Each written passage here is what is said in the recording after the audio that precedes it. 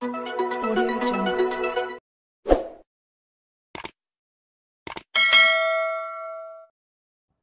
Terima kasih kerana sudah menonton channel saya Bantuan-Bantuan Kerajaan.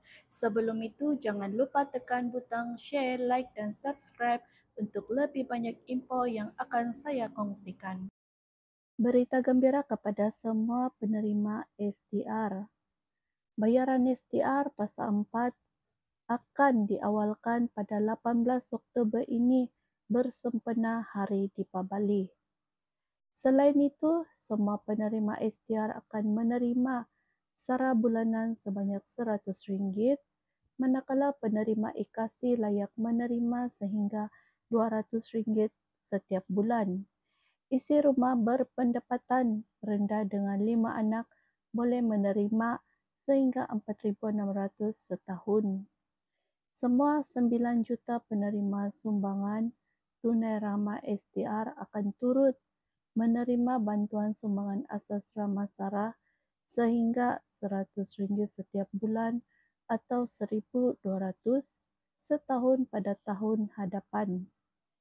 Pada masa yang sama, seramai 1 juta penerima SDR di bawah sistem IKASI akan menerima bantuan sara sehingga RM200 sebulan atau RM2,400 setahun.